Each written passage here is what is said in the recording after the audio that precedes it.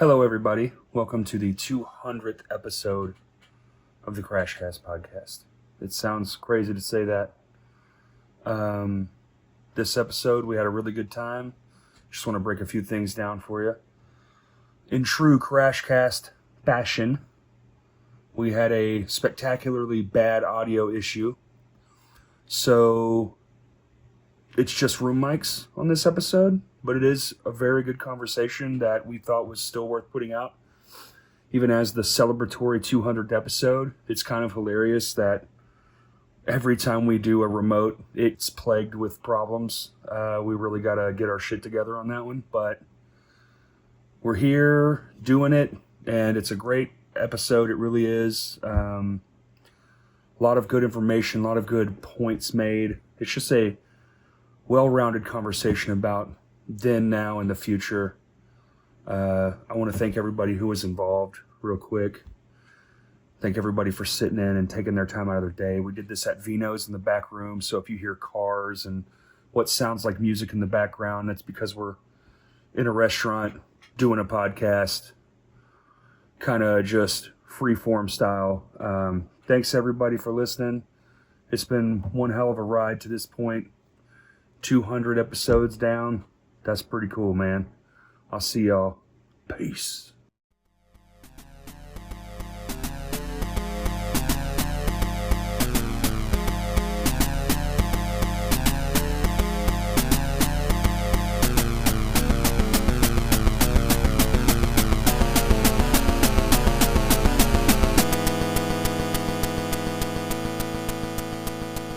Y'all ready? 1, 2, 3. Oh, super late. Yes. 200 episodes. Refreshing. Brandon, did you just go pinkies out on that? Sure did. 200 episodes. Cut the cake. It only took 200 episodes for me to get my own microphone. We're going to do the cake cutting. We would normally save this part for the end, but somebody might have to go, so. We're going to break the podcast rule. Oh my God. Oh shit. I have a Would you like microphone. to do the honors? I'll do it. I'm just gonna turn everybody else's off and just talk the whole time, and people are like, "What are they saying?" Sorry, I put my big notes on it. I cleaned my hands this morning, I promise. My hands to cake. Is that a podcast rule? I feel like I've seen you eat a lot of chicken nuggets on here. That was one episode, and it was 98 chicken nuggets. And it was all William Clark's idea. That's like half a chicken nugget per episode average, though. Yeah. Corey ate 2 at a time. I was double fisting the nugs, dog. Good Lord. That's the way to do it. Dude, look how good I am at this. You're killing. Holy shit. It's what a celebration we're having. Pizza, cookie cake, liquid death. We have pizza, we have cookie cakes, we have, it's Logan's birthday. Yeah, Tuesday. In 2 days. Whatever, dude. Why are you rude? It will have been Logan's birthday like 3 weeks ago. That's also true. So happy birthday, Logan. Oh, thank you. Oh, shit. Be the ripe old age of 22. Who's missing a piece? How many more? Would you like one, Kurt? Yeah, absolutely. You know Kurt wants a cookie. Y'all know Kurt wants a cookie. Absolutely, I want some cookie. Christian, you got one? I got one. That's yours. Okay, one more. Dude, look. You ran out of plates, so you almost had to Oh, genius. The cut was perfect. That's fine. Did you make this yourself? No, you bought it. Corey said, "Oh, we ran out of plates. That means I just get the whole rest of it, right?" Mmm. Hell yes. Dude, I'm so happy. It's crazy that we're here right now. It's insane. 200 episodes, and we haven't missed a week in like a year and a half. Yeah. It's been literally like a year and a half. And there have been some doozy weeks. Like, literally like 8 pods in the same crunch of a week to be like, Kurt's going away for a month, or Corey's going to, I'm leaving for Fayetteville right after this. Oh, yeah, that's too much sugar. I think we should start with introductions, just so everybody knows who everybody is that's watching. You know what I mean? Okay, I'm You know what I Corey. mean? I like to party. That's why we're in my Are we doing t-shirt that skit? episode. I like to party. This is Logan. Logan, say hi. Hi, I'm Logan. Soundman at Vino's. And where else do you work? At the hall. Yeah. What do you do at the hall? I do gift services. I just scan people's tickets. And that's about it. Terrible. Jordan, local hip hop producer, other than them recording jocks, basically make beats. Played a couple bands in the past as well, but just kind of been involved in the scene for the past 10 years, I think. This Been going on. So yeah, it's I mean, you were one of our original first guests. true. Yeah. Yeah, back in the day, Oh, in my bedroom. but I didn't know what the hell I was doing. So nothing's changed, I guess. I mean, that was almost 7 years ago. Yeah, Think about That's insane. That's insane. it's wild. Honestly, I still feel like I'm like 21. It's Yeah. not time, so like I don't feel like Time it flies on by. Time Yeah, stops. that's wild. It has. Justin, I am Justin. I also like to party. Justin, move into the mic more. that's why he has the sunglasses on. He actually likes to party. Owner of Full Moon Records and Full Moon Showcase. No sessions. I always forget what the labels are. More to the mic. Is that better? Yes. Okay, I'll talk. Yeah. Just do that. I'm sorry. That's it. He's a quiet talker. Christian, My name is Christian. I play drums in a band called Any Given Room. That's been And? around for a while. and I'm also in a few other bands, Ultra and EMS and Ginger Giant. And I play with a guy named Matty Price. And I play with a guy named Frenchie out of Memphis. Typical drummer stuff in way too many bands. Yeah. But yeah, I love all of it. And I'm getting to play a lot of shows now. And yeah, it's cool. Thanks for having me. Christian's at the age where he hasn't learned no yet. I was truly like, I'm in 5 bands. I practice once literally every day. And now I'm like, I'm in 2. Let's keep it at 2. I don't want to more than 2. No, I won't be in your hardcore band. And Brandon, Mr. Ringo. Hello, I'm Brandon. Ringo I moved to Bruce. Little Rock 2 years ago, and now I scream about mutes, and I have a show in Crash Cats called Ringo Report, where I think I've interviewed you, and I need to interview you next. Oh, we're here now. Yeah. Kill 2 birds with 1 stone to get it done. Let's shout with you then. Email your answers. All right. So we kind of do this at the 100th episode. It was kind of like spur of the moment idea. We're going to do a round table. I think we should start with a positive note because it's 200 episodes. We have sugar in our veins. We got this delicious water. Also, just so y'all know, walking out of the store with $70 of water is not a cool feeling as you think it would be. It's actually pretty disgusting. You're like, this costs far too much money. All for a can crack at the beginning of the episode. It's worth it. The devotion we have. Thank you, Patreon.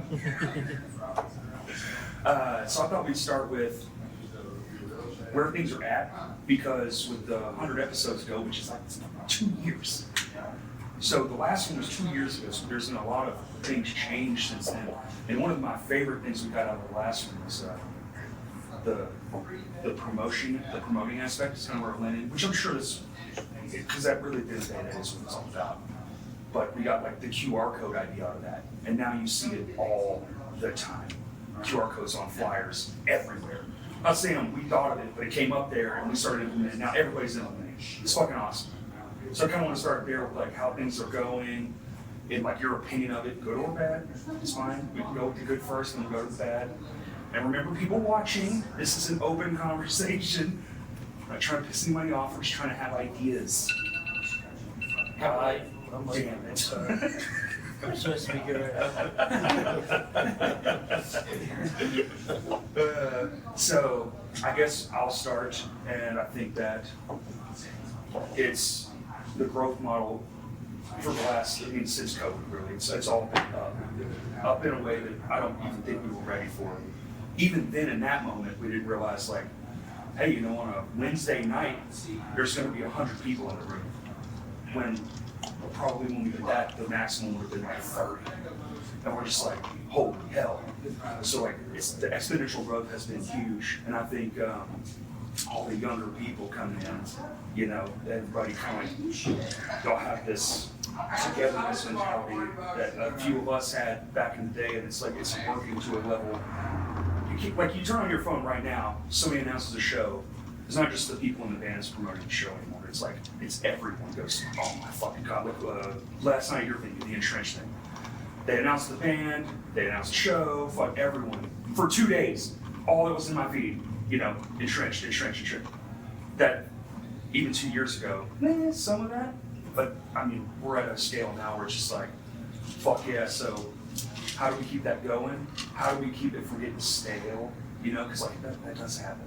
People get kind of overrun, money issues, everything's fucking expensive.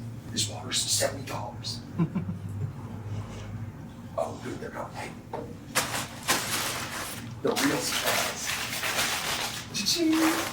Let's go. Nice. But we're gonna keep going. Listen, oh, hey, So, they're going as if it wasn't. This is all recorded. Mr. Vino. There you go. Keep passing them down. There you go. Everybody got a cup? Yeah. Sick. Kurt? Oh yeah, I'm good. No, you have one too. Yeah, I know. Oh wait, you want to open it? Yeah, hell yeah. I was gonna drink it. Okay, Logan, what do you think? Like how things are now? Like, what's your perspective being relatively new to everything? No, yeah, been in the scene about a year now. Just kind of doing sound. I started out over at Full Moon with Justin actually, and late last year, kind of been like listening between there and doing sound at Vino's now. But it's definitely seems at a point where there's almost, I think you use like too much, where it seems like there's too many bands that can play during the week for the venues that we have in Little Rock to really support it. Right. You see this like with a lot of the rise in these like house shows like Eyes Up and like Sour House that have really been getting a lot more active lately and like playing a lot more, that there's just so many bands in Little Rock that we're not able to support it. And it's been a call on Facebook for these like rise in like new spaces and like new places to play, or kind of just like an expansion of older spaces that I think the scene is really struggling with how to put together, which is good and bad. It's good that we have so much music and so many creative people that are able to put out so much, but it's bad in the sense that almost we can't contain it, can't like hold the space for it all.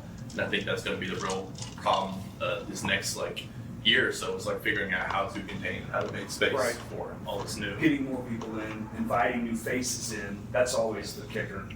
Yeah. The youth, it takes the youth.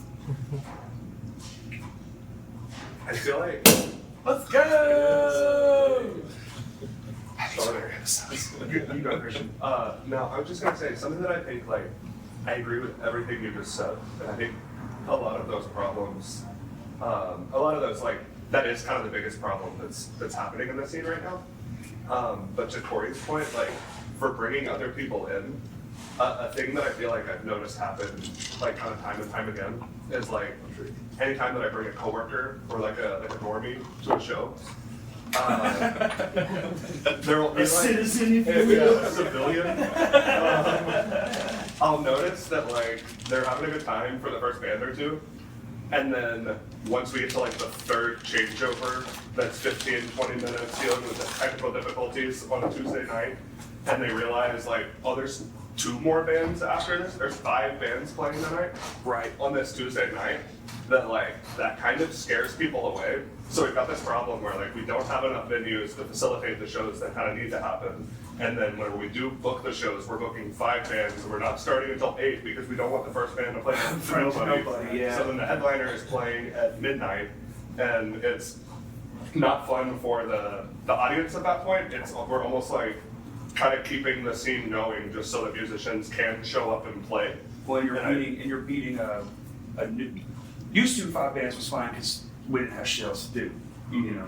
Now we all got 2 jobs, we're overrun, we got fucking 28 things on Netflix we need to watch, like, and our attention spans are fucked. Yeah. So, even me, it's just like 5 bands by the end of the night, and I'm fucking. Yeah. As good as they are, as much as I want to be, like in the moment, it's just like, holy fuck. I agree. That's tough. I actually played out of town with one of my favorite bands from high school recently. Oh yeah. And When? it was, I think like a month or so ago. Okay. The show did not go like incredibly well because it was Tuesday night and there were 5 bands. And That was like 2 weeks ago. yeah, like literally. Yeah. Literally, like we opened, I think we played at like 8 o'clock, and it was 11:30 And I was like, am I gonna stay for one of my favorite bands in high school? Because it is 11:30 and we're at a pizza place and I don't care anymore. Right. I don't wanna be here anymore. And I did wind up staying until the end. It was like literally my band is all that was there. There was like a couple of other people from the other bands. Like there was like 7 people there to see this band. That, they were cool a long time ago, but like it's and nobody. Who can I convince to be in the pizza place at 11:30 on a Tuesday night to see this band I haven't heard of? I don't know. It's hard.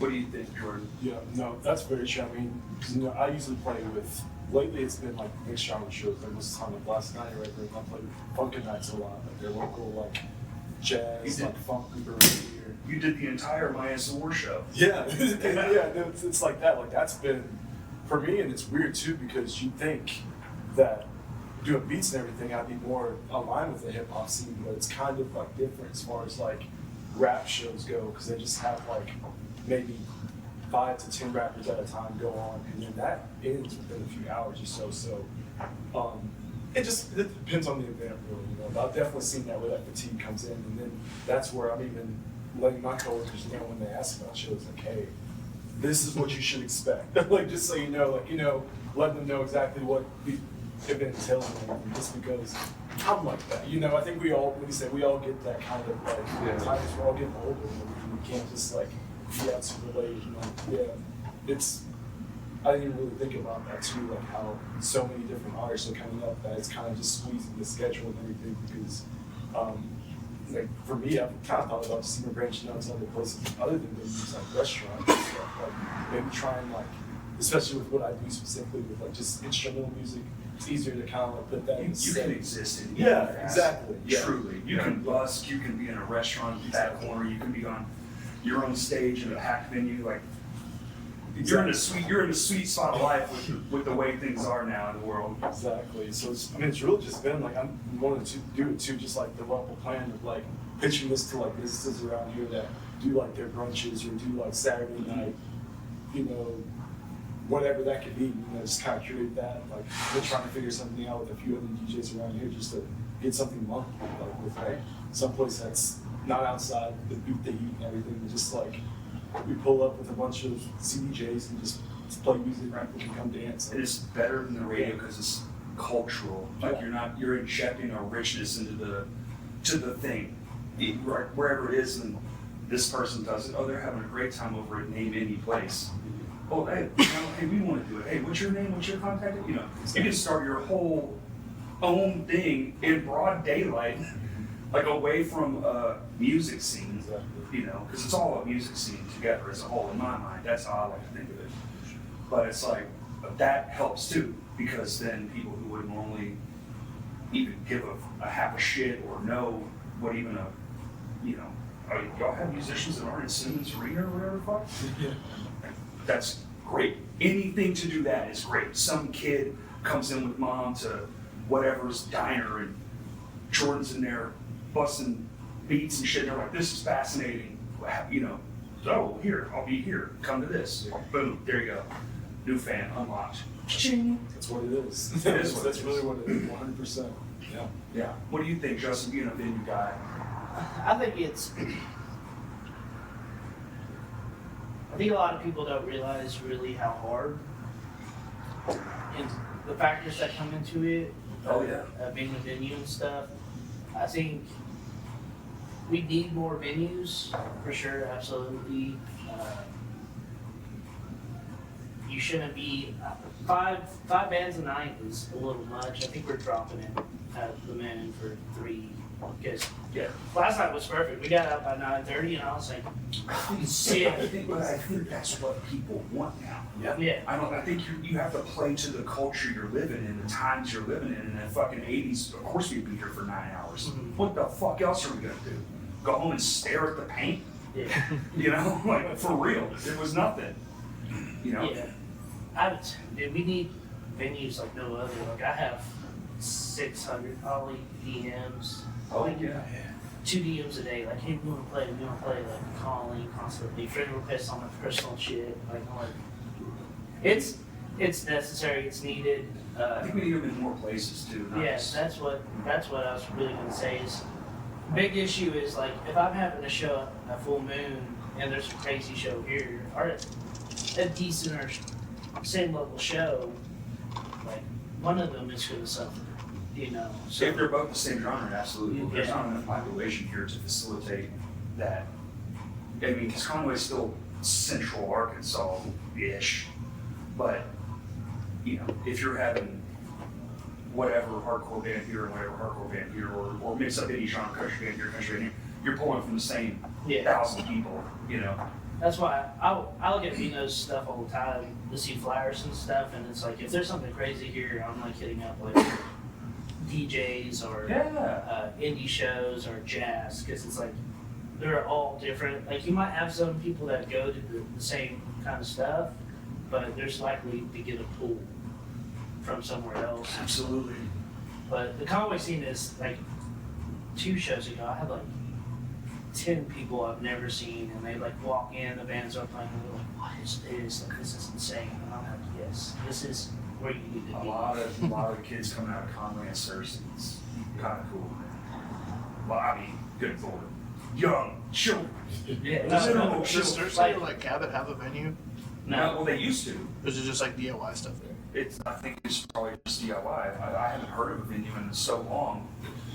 And the venues that they did have were all church venues back in the Yeah. day. So it's like, if you're secular, you can't get in, you know, or they don't want you to, or they like can't cuss, or, you know, they'll always put like a stipulation on playing in the room, which is fine, it's their business, but yeah, that's what I mean, like Hot Springs needs a real venue, you know? I don't count Maxine's anymore, they barely It's a do bar. anything, so it's like a bar now. They need a place. Show last night. Huh? They had a stoner metal band from Fayetteville there last Yeah, they night. do shows every now and then, but they used to, But it's also 21 or up. that's also true. They need, what, like, It's equivalent to Whitewater here, I would hope. what was the place they used to have, up the hill from there? It's like a pizza place now, but yeah, I don't remember what the name of it was. The Exchange, Maybe. was that it? In Hot Springs? Yeah. Yeah, And they would do like, now it's like Bears Den Pizza or something. It's Conway. That's Conway. Oh. That's where I went after the show. It is a pizza joint. Grateful Head. Yeah. Grateful Head. That's what it is. Well, which is an insane name. Jamie, can you pull that up real quick? No, but it's that. But like Cabot eats one, and it like spread it out. But also, that's not a lot of people do that. They're like, "This are the shows I'm booking," and you have to book so far ahead. It's hard to know when everyone's booking because the bigger stuff you want to play closer to the chest. So it's like, well, now I run the risk of like letting the cat out of the bag too soon, just so I know, so there's not another show on the same night. Like, it happens, but it sucks because we don't really have a population for that. So it's like population growth is probably our biggest concern as far as like venues also. That's one thing I'm about to start doing. Is like I have 3 colleges in Conway. Like we're about Right. to go. I'm gonna find a band and be like, hey, we're probably gonna get kicked out of the campus, but we're gonna go get a guitar and amp. Do a and rider generator back of the truck show. and just start playing so people know. Because it's 60,000. I'm missing 60,000 people right now because of summer. So, like that's the growth that needs to happen. Is more people finding out, like, hey, dude, we do cool fucking shit, like, Right. all the time. Like, you can come in, see a heavy metal show, or watch a dude get, It's weird who doesn't know, right? yeah. We'll get to you, Brandon, I swear. But it's weird who doesn't know. Our show, when Jordan played, you know how many more of the conversations I had were I had no idea that was even a thing around here. What?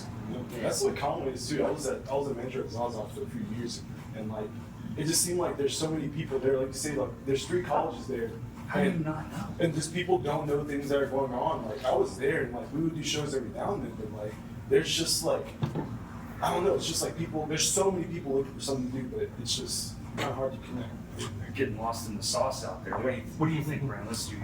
I'm gonna be real. This entire topic of discussion is kind of one reason why I was excited about doing the Ringo report. Yeah. Is to maybe, be a way to hit those people that don't. I like featuring people that I like. Okay, so one of my favorite things to do is to feature like bands that are popping up. Like these bands like Through Blood and stuff. You feature that. Like I like to do feature because I know a lot of people are gonna be looking at Flash, especially because this is gonna sound bad, but it was the beginning of the year. I was gonna say back in those days, like there's like stuff here every night. So like, well, you'd see a flyer and you go, I don't know who the hell that is. And so I wanted to sort of be that answer to who is this? You know, why is this band playing with second knife or whatever? You know, like so you at least feel like. And I think reaching people is difficult. Yeah. You know, it's no matter what genre, you know, like. Right, or in the avenues, like you see it now. Oh God, yeah. You see the fluctuation. It goes like one band will just for some reason just nothing. Doesn't matter for some whatever reason. Could be the best pod. There's pods we've done, and I'm like, this is one of the best podcasts we've ever done, and it has nothing. Right, and then sometimes it's just for some reason everyone's just like the algorithm let that one go. Posted it on the right day. Posted it on the right Tuesday, which we post the same. It's Yeah. never not been Tuesday. Always at 4 o'clock in the morning or whatever the hell it is. So, and on YouTube, it's always been at 7 a.m. So it's just like, I don't know. Finding that out. It's crazy. It's difficult. You know, you're literally having to find an algorithm just to get people to see your stuff. And I mean, it feels like, in some way, the easiest way to get people to pay attention now is to go back to what we used to do, is to hand them flyers. Absolutely. And say, hey, you know, like it's, like, hey, you have your band's merch on or you have your stickers. Hey, like you see someone in a shirt that looks like someone that would listen to someone like you, and you go, hey, do you like heavy metal? Exactly. And they go like, it's literally almost easier to go back to doing things the old way. It's like, I noticed your studded belt. I too listened to Under Oath. For the Last Minute Caravan show that we did, like I just resorted to just I just put flyers Straight up, to you. and because it's just easier to give people flyers and say, hey, here's a thing. I think locally, it has to be better, right? Like just even by default, because on the internet, Jordan has 2,000 friends, you got 1,000, he got 5,000, blah, blah, blah, but they're not all here. So it's trying to get that to the whole internet, right? It's trying to make your post about your show in Little Rock, Arkansas to everybody. Baltimore, your friend Jerry in Baltimore are going to get it, but your friend Kyle here didn't. Stupid shit like that, because it doesn't know locality. I mean, it does, but it doesn't care, right? That's another issue. Like that stuff right there, that's why the last one we were talking about this, and it works so fucking good. Tickets, flyers. I mean, make a t-shirt with a giant QR code that says scan me. That's a $20 purchase. Wear it for a month before your show. Every weekend you go to shows and someone's gonna scan that and see it for your show. You'd wear it on the clock 14 times. That's right. Just like this show right here. That's why it looks terrible, because I wear it every other clock. I had a chick at the show last night that there was a sticker on the poles and stuff, and she's like, oh, what is this? There's a QR code. And literally scanned it. And I'm like, oh, this is a band. And she started listening to them, the music, and she's like, oh, this is really fucking good. There you go. Save this shit. Like, she hopefully will start listening to them all the time. Like, it's that physical handout and stuff. I keep telling the kids in college, like, go to the quad in the college, that bell rings, if they have I don't know. But when the people come out, hand out flyers. Well, do they still have, we used to have rails in our school you could pop pieces of paper into. Is that still a thing? Like The boards and everything. Like a bulletin board? Still have them. They still do that? Yeah. Okay. I had a buddy that he was at UCA and he got kicked out because he spread flyers. Like, they know it's hard. Like, for a show, putting flyers, no, you can't do that. Like, you have to fill out this form to put, it's ridiculous. I mean, and having us, like, Yes, because it's, what is it, soliciting? it is soliciting. I mean, I get it. No, it is. But Fucking also, it's like, this is where everyone is. So it's like you gotta wait outside when Don't school. solicit, but they put up a bulletin board. Well, I don't get it. that's true. They put up a bulletin board for the people who played the channels right. There is, there's something to that. But at the same time, mixing old school with new school seems to be the best method, even still to this day. But now, it's like we have a new class of freshmen. They're literally like 16-year-old children come in here all the time. They're through blood. It's insane. And you're like, how do you get them to get more of their friends? Because they have the access we don't have. And that's youth that are, we can't walk onto a school campus. Look at us. Yeah. Everyone else would be arrested. Rightfully so. Yeah, exactly. Right. Maybe Jordan. He's probably the prettiest person in the room. I actually work with school students. There you go. So it's like, how do we encourage that growth too? Like, it's so many things on top of so many other things. Like, gas is fucking expensive. That shit hadn't been below $3 in like 2 years. You know, shows aren't cheap anymore. There's no $5 show. You can't do that. 10 is the minimum, and honestly, it should be 15. Like, if we're being honest, the elder bands, you know, the bands that been around, put in the work, that should be a $20 show every time they want to play. But then you feel bad, and you really can't, because if you play more than 3 times a year, you're kind of stabbing at the wallets of your fan base, I feel like. So it's like, you could do one, like we did one, and it was great, and it turned out exactly how it's supposed to. Maybe less is more until there's not less. Feel that idea out there? Like, instead of 5 bands, make it 3 bands, make the distance between every band more. So it's like, yeah, you're in 4 bands, but what is one of your bands? Lap, or not Lap? Ultra. Well, Ultra. Maybe don't play every Saturday. Maybe y'all play every 5th Saturday. And then that opens up the door for other people to come in, and newer things too. I think with less venues, like what y'all are saying, we definitely need more venues, but with less, you have to have more stuff, you know, at the same time. What do y'all think about that? No, yeah, I definitely agree. Because there are times when you're like, man, I love this band, but I've seen them at like every venue in Little Rock for like the past like 2 weeks. Like, I cannot continue to listen to them live every day of the week. And it makes it where you almost feel guilty. As someone who like enjoys those people and enjoys that band, you're like, I physically cannot like keep up with this. And I really love it when it's like a band that I enjoy and I see them, it's like maybe like once a month, and I like know they're coming because I can be like excited for it. And like the build up, like, oh man, I won't be able to see them again for like another month. Right. So I get to really cherish those like one shows and that like one moment. And someone who is like a consumer of shows, like I appreciate that a lot more. Absolutely. Christian? I kind of just feel like, I don't know, maybe it's like us as the, you know, we're like, and I feel old now. I know I'm young, but I feel old. I'm like 26 or something. But if like, you know, us who aren't allowed to go on college campuses anymore, can, you know, if like,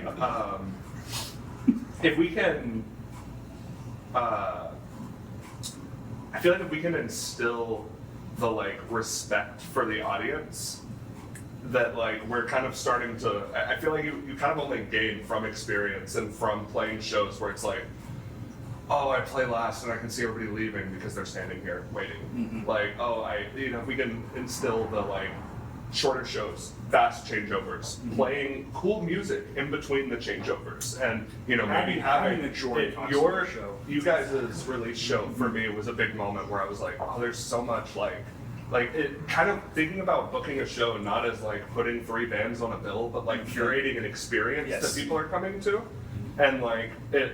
Whenever my band Ultra did our like EP release, I jokingly was like, I want Brat by Charlie XCX all night. It was a joke. I did not think anybody was gonna do it, and I think it was you that did it all night. And it was the best because I noticed there were less people outside smoking because people were standing in here dancing to Brat because it had just come out. And like literally we kept more people in the room all night. There were more people talking. I felt like I met more people that night. Like it was genuinely incredible. Like that throwaway joke wound up being a good call actually, that like I look back on, and now whenever I go places I'm like, hey, what if we played this? Like it's like really cool actually, and I feel like when selecting the music and being like ruthless with changeover, I feel like is so important. Like I feel like being like I've been thinking about doing a seminar about this. I don't know if it comes off as dick-headed. It's not. It's just like, I was raised in a time where you were screamed at, and I don't want to do that shit. Because it fucking sucked, and we all had to go through it, and the people were fucking terrible. You want to get in fights, all this stuff. It doesn't breed good auras or change, however you want to say it. Like, you need, but if you just don't know, you just don't know. You know, it's a powwow, it's a hangout, it's business first, and then it's a hangout. It is a hangout, but there's also an audience standing there watching, waiting Waiting for the next band. Right, I've worked in production for a long time. Almost when I got into music, I got into production work, venues, shows, and just, I've worked with some of the biggest names there is. And it's like you learn a lot from these people. And I have a lot to tell and show and, hey, this is much faster if you just X, Y, Z. And then people go, oh, yeah, duh. Why wouldn't you just do that? Not knowing is just not knowing, and then there's just refusing out, flat out being just an ass. But then you're just an ass. So I think that's so few people. That's so few. I think most people are just like, oh, we're done playing. This is my time. I have 15 minutes to change over. When in reality, it's supposed to be for both bands. Yeah. One out in 5, one band up in 10. It's 5 and 10. That's the split. And really, you could get it down to 10 if you're proficient. Yeah. So both of these two not topics, but what you both said, I said, Lou, I had a conversation yesterday, as a venue owner, how do I keep everybody inside? How do I get somebody to stay in here that listen to their band play, but doesn't know who the fuck's getting on stage and stay for them? Change over to the bands, that is fucking, the faster you're off, and the next band's on, it's a better fucking. It's paramount. It's fucking ideal. So, a lot of bands need to have a conversation hey, can we backline shit? Because then you're not taking out everything off the stage, which is, a lot of people are like, no, we don't want to do it, it's our stuff, we don't know these people are going to fuck up our shit. I get it. But, hey, have the conversation, hey, this is my baby, don't fucking stand on my fucking drum set. And that, Doing absolutely. the fucking thing. And then I've talked about with a few people is having classes, as the business aspect of a band. Y'all know how to play music and all that stuff, but how do you get yourself from point A to point B and growth? So it's the younger kids that don't know anything, teaching them stuff, marketing, changeover, just the basic stuff that people don't know, that will never know. And a lot of it is a timeline issue. When you're first starting out, dude, you're done with all of it. You walk into a venue for the first time, it's not your fault, you don't know what you're doing. But nobody should be yelling at you for it being your first time on stage either. So I'm maybe we just started doing biannual kind of TED Talks, get Christian and do a thing. You're really good at the programming stuff. It's swaying that direction, regardless of my opinion of it or not. That is where it's going, and that is where it's going to be for the foreseeable forever. So, people having somebody that's good at it like you come in and say, do this, and this, hey, guess what? The sound guy won't yell at you. And, this. Infinite knowledge for the people in the room who want to come and get that information. That is peak awesome. Yeah, I do. It feels silly to hear that, but the number of people that come up to me and see the kind of weird computer stuff that I have and the backtracks and my setup is so simple and I'm typically trying to get it where I'm just handing a sound guy one XLR cable or one DI. Yes. I want it to be as here, this is all as possible, and I do value that a lot, and I feel maybe if trying to explain to people just it's, you could send it to 13 different outs, and I could send you my subs and my percussion and my. You don't want that. You don't want that. You want me to level it, and you want to turn the volume up. So I don't know. I do feel Now, did you learn all that, or did you come into the music with that mindset, or did you have to learn that the hard way? I learned that the hard way. Exactly. Yeah, so super you hard. learned, man, what the fuck are you doing? Come on, dude. Don't give me 3 DIs. Yeah. Dude. Please don't give me 3 DIs. To now you're the guy with the information. So you teaching a class makes perfect fucking sense. Yeah, I got yelled at, so you don't have to. Yeah, Listen to these simple things, and it'll be task free.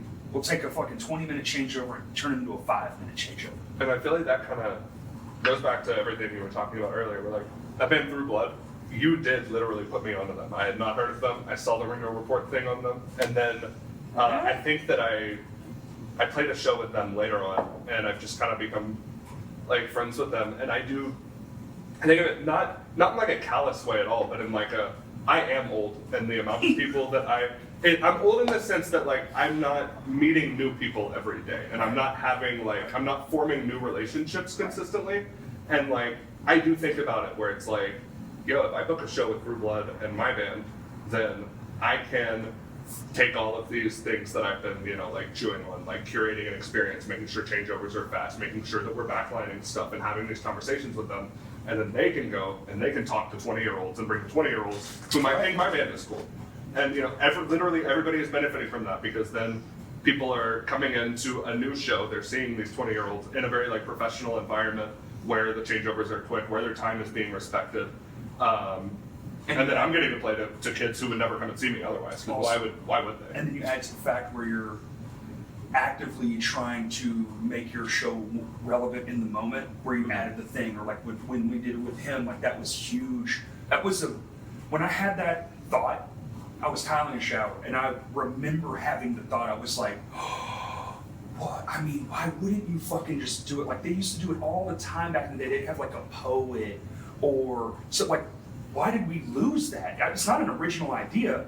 I'm not claiming that I had this, but I was just like, wait, I grew up watching shows like this. We're in between bands or do this thing. My first thought was, well, it's gotta be Jordan. I mean, he's the only guy I know doing this thing, and it's like the juxtaposition could not be further. But somehow it still works, Like it was so sick. Every fucking cue. Now I was up here on stage just being like, yes, dude. They would go up and it would kind of crescendo out and just like next song, boom, boom, boom. I don't know how it felt in the room because I'm stuck behind a drum set, but I know it was sick. Like in my mind, it was sick. No, I enjoyed it. It's like you do all that stuff, less amount of time in the room. It's more relevant and like almost catered in a way. Like, oh, this is for me. And I know like we're talking about this as if like punk and hardcore. No, punk and hardcore, you're dirty, you're sweating. Who gives a fuck? You put 100 people in a room, you piss on each other. Who cares? But I'm saying like we're talking about a whole here. So like the more you can do and getting off stage and stuff is for everybody. Changeovers are for everybody. What do you think, Brent? So my first Vino show, we played with Kaminashi, and we went on right before them, and I knew that everyone was there for them, and so it was terrifying. But thankfully, we had a couple of shows before that, and Robert, like even when he was the drummer, it's just like, okay, here's the easiest way to get on and off stage. Mm-hmm. Here's what you do, and so I learned, and I kind of went through it, and so I just remember like, I have to get off stage as quickly as possible, and that being like the main thing on my mind. And like I don't know that everyone knows how to do that or understands why it's important, because I've literally seen the vibe get killed by a band take too long, and people be like, I think I want to go to 4/4. You know what I mean? I saw a 40-minute changeover here one night. And it's just for people like I have such severe ADHD, like I can't just sit there and listen to loud blasting music while these dudes like tweak their iPads and stuff. Like, I mean, no offense, and I'm not making fun of anyone, but like, no. And so like one or two cigarette maximum. That should have already been done, is the thing. Like, Yeah. you shouldn't be up there tuning your guitar. That's already been done. You do that when you walk in the room. That's what setup is for. Now, some bands can't be on time and things do happen. I'm not saying, not being militant about it, but there's like an overarching, like, it can be better. As like a principle that people should follow. What do you Get think? off stage. Right.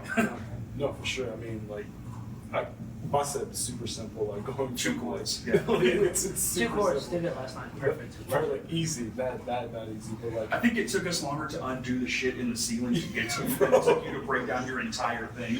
probably no, like for real. But to your earlier point too, like even going like a different route with it, like people being like comfortable in spaces and everything like that, getting this stay. Like one thing that's been like a challenge to me is like, I mean, every time I'm booked for like a mixed genre event, like it's perfect because it's playing to a new crowd. But then honing in on people that are like hip hop fans, like heavy hip hop fans, and honestly, looking at Lower demographically and everything, getting in spaces where like people that look like me, honestly, Right. that are in there, and it's like reaching them. And are they comfortable with Vino? Are they comfortable with those type of places that everybody can come to? I come to because I feel as a person who's played around like all different kinds of people and played in different bands and everything, I'm cool with that. Right. But like them not being comfortable with it, how do I bring them in like to these things? Just because, I mean, one genre shows are cool, but like I honestly like playing multi-genre shows has done way more for me than like anything in hip hop has around here, like 100%. Absolutely. Playing with you guys, Yeah. playing with Funkin' Nights, you know, playing all of these groups, like those have been the best shows that I've ever played, like truly. And like I benefit the most from them, whether it's like gaining followers, like whatever that is. So like it's been a challenge, but just like keeping that in mind too, honestly, trying how to meet like people where they're at, because I know what I do isn't, you know, dubstep is one thing where it's like really in your face and it's aggressive, like you feel that music a bit more, but you might not feel mine the same way. It's more like it's more in the background, so it's like a challenge almost to like find that sweet spot for people. I feel like and everything. That's what I love what you do with, because I have DJs and stuff that play and stuff, but like the way you do it, literally, it puts you back into a memory. Like you can remember. It really does, dude. He plays a song and you're like, it's time fuck, remember that traveling. one time in 7th grade where I was in my mom's car on the way to this place? Like it's. Did he play shit? I'm like, damn, I was like 8 when this Yeah. shit dropped. Damn. Like he just played shit last night, and I'm like, I remember when I heard this song for the first time ever. Uh-huh. Like, this is fucking dope. It is dope. And so like what you're saying, like the multi-genre thing, like that's why I think that's why I'm such a big fan, because more people are into more things than you think. Even the heavy things. 100%. I can't tell you how many times I've walked into a venue and been like, oh my God, and there's like old people in there. I'm like, fuck. We're about to get like walked, like there's no fucking, and they stay the whole Corey, time. people have said that about you. Yeah, well, I became that person. I looked at and went, ooh. People look at me and go, who's the fucking old dude? That has happened. I've had more positivity from that. And in my own mind, I think negative first, right? I walk in and go, fuck, here we go. Here it comes. Because I'm so used to it from my youth, back when that was an issue. That people we're not the same. We're just not, you know? We're just not. And it's more accepting and stuff of like, oh yeah, and I've had like 80-year-old people come up and be like, that was awesome. I'm like, what the fuck? Dude, we had a 74-year-old grandma crowd surf in here. I'm like, come on. I think like music listeners are just a lot more complex now. Yes. And kind of going back to what he was talking about earlier, I don't know if it's like streaming or just access to the internet and being able to like, I think also like culturally, your music scene or like what you listen to is a lot less tied to like your social groups now. Like I think back in the day, if you were a punk, you listened to punk, Oh, and if you were a man, metalhead, yes. you listened to metal. And now like I manage a Starbucks, and I've got this like 17-year-old girl, sweetest girl ever. And like, I'll be like, Carol, what do you listen to? And she's like, I don't know, I've been listening to a lot of King Von lately. And I'm like, what did you just fucking Von? say to me? Carol? Like, okay, like, all right. And she's like, yeah, I really like the new Chief Keef album. I'm like, it is really good, Carol, you're right. Like, but it's going back to what you were saying with like ADHD, like people being ADD and not, like, it, for me, like, you guys curated a very like for fans of experience for me by having that dichotomy of me being able to come in, listen to y'all play heavy shit for a minute, and then it chills out and I'm able to hear myself think, and you're playing. And like it was a mixed genre show, but you like cleverly picked a different genre that I feel like everybody that like nobody's gonna be like, ugh, this is lame when the hip hop stuff starts. That was Like everybody is gonna be like, oh hell. I think that's where I wanted to my own horn. Like the way we pulled it off is I was like, people are gonna read a flyer how they read a flyer, and they're gonna think it's My Insta War and Cord and Jocks, right? And I was like, no, it's My Insta War With- and Cord and Jocks. Like he is the 6th member of My Insta War tonight, truly. And like he came to practices too. He came to multiple practices. We set up his whole rig, and we're like, actually, this one's in C. Like, can you do that there? Blah blah blah. Really like that. I think it was like was it Fat Joe or something you played? I can't remember. There was something in there that Justin was like, this 100%. Like right, like we curated the whole thing. He's taking notes. We're taking notes. We have a big whiteboard. We're gonna epoxy it. Yeah, we did it, man. I'm gonna have it epoxied and use it as like an end table or something. And that just having that like But like that's the level we went to with that, where it was like, this is one thing. It's not here. It's like it's this. It's together. Yeah. just being tapped in that like most people like a lot of things, and you don't have to put 4 bands that sound the same on the bill.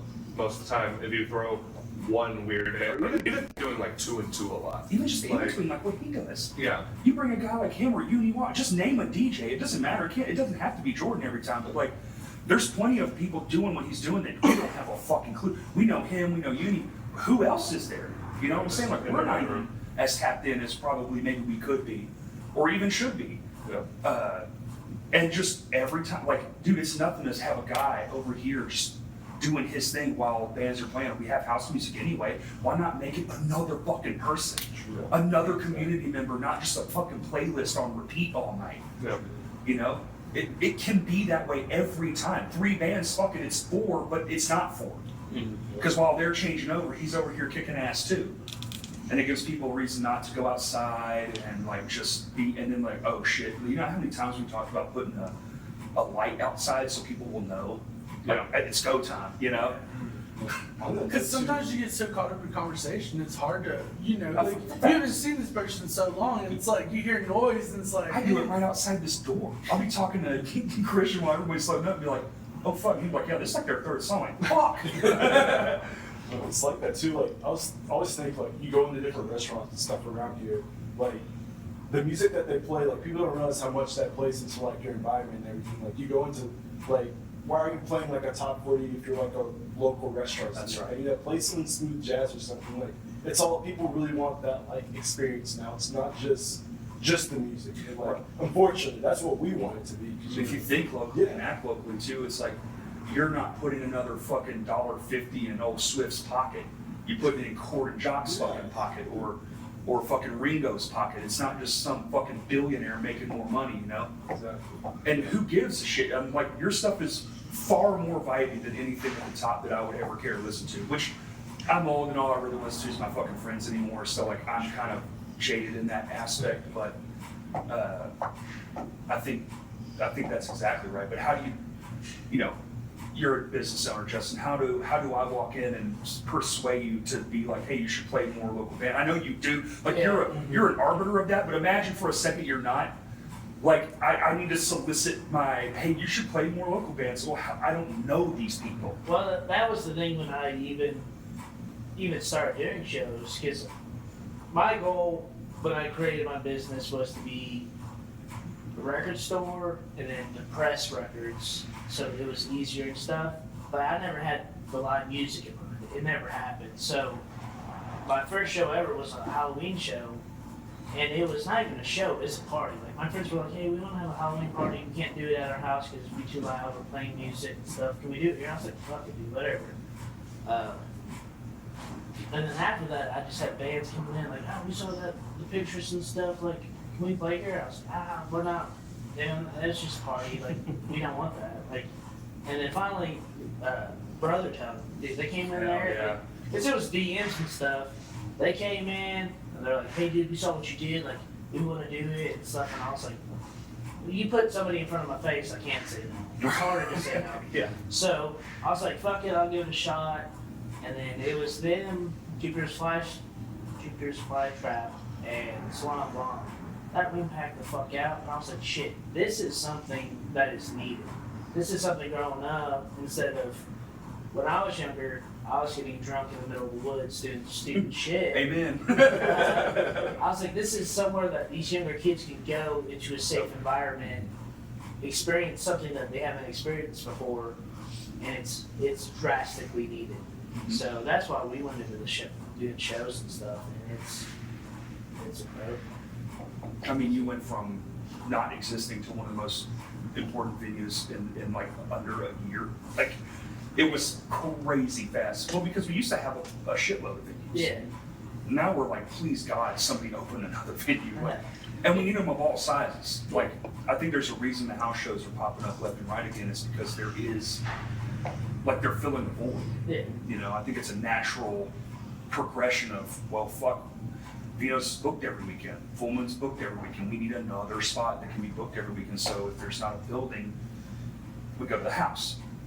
It's crazy right now. Like, people are always like, oh, dude, how long have you been in the scene? You've been in it forever, right? I'm like, no, it's been a fucking year. Dude. It's crazy. And like, it's just, dude, like the people I'd rather hang out with a bunch of people in that building that I don't know than hang out with a bunch of people I do know. Because it's that culture. Like, everybody is the same. Like, they're different, but deep down, like, everybody's there for one reason, and it's just incredible.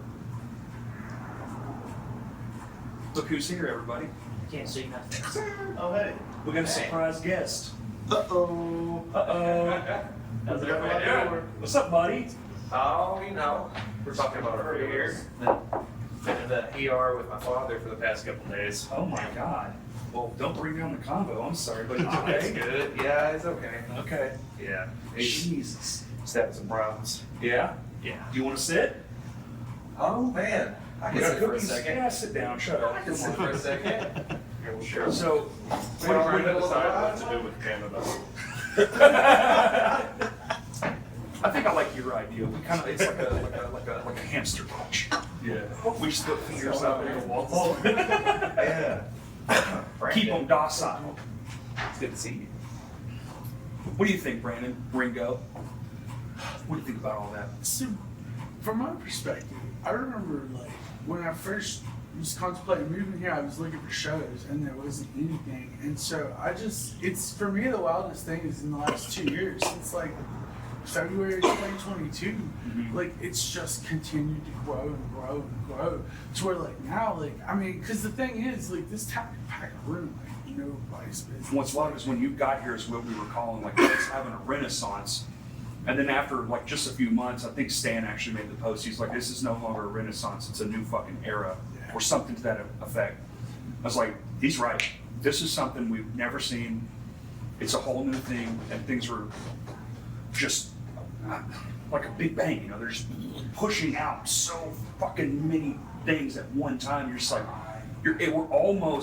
it's almost too much, which is kind of crazy to say in such a small area. But keep talking. I'm sorry. I was just say I came from a small town where there wasn't anything. Heavy metal, like the scene had died years before, and so so for me, the one thing I like to say, every day in Little Rock, sometimes, especially when I moved here, it reminded me of Maryland Death Fest. Aren't you It's from like, Louisiana? yeah. Yeah. And like, see, we used to have like Weed Eater and cool bands come through Monroe, and then it just stopped. So for me, like moving to a place where like I can go see Ken Mode on a Wednesday and watch my friends open, God, it was fucking heaven. Was it like that? There was like like your friends open a show for like a band you were into there, or is that? Yes. Okay. So frequently they would bring in like this band called 12 Gauge Valentine. Oh yeah. They would bring in like Mailing Sons Disaster and like Showdown and His Legend and the Chariot. So there used to be a lot of that, but a lot of that stopped, and it was really sad. And there was efforts to bring it back, but it Because just Monroe was a place when I was younger that was one of the spots. Like that's where you wanted to get. We got to get to Monroe. We got to do, you know, as you're going down your tour list to get to Florida. yeah. You know. And it just died, and I don't understand what happened because I mean, other than the venues just stopped. The place with all the cool stuff and where I met Stan and I met all these cool people back there. It's like it's a building that looks like something you'd see in a zombie man at this point. You know, and I think that's what the problem is.